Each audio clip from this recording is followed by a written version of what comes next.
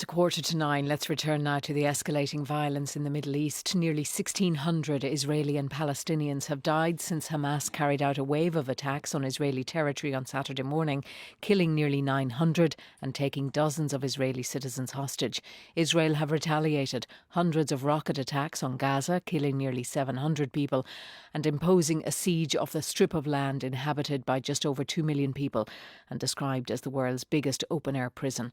Access in and out has been controlled by Israel and Egypt. All crossings are currently closed.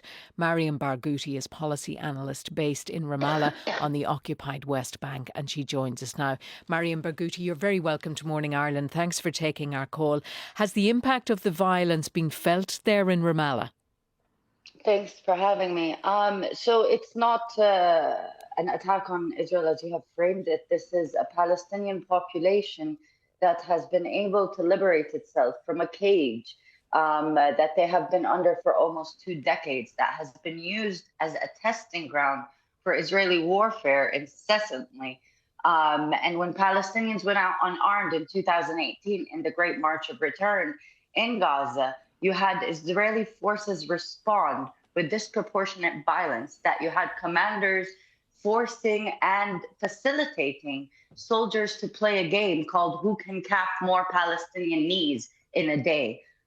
So for you to frame it as an attack on Israel rather than to do your due diligence in the reporting and report it as a moment in history where a colonized population in an open air prison, in a slaughterhouse, has been able to break free from the walls.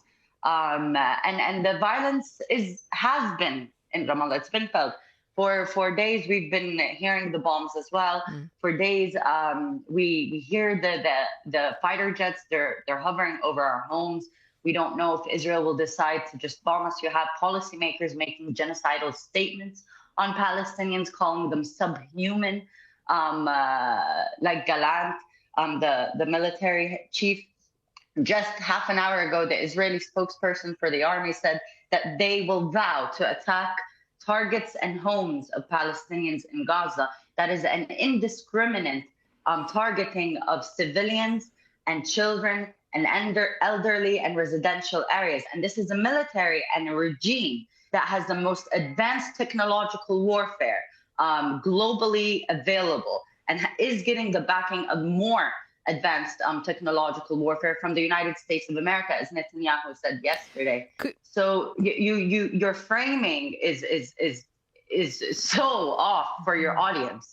Could you give us a sense of the support that there is among Palestinians in the West Bank and Gaza for what has been taking place over the last 3 days? So the Palestinian sentiment right now is one of fear and hope that maybe this is the first time that a status quo changes. In the last 10 years almost, Israel has killed almost 10,000 Palestinians. A fifth of them are children and minors.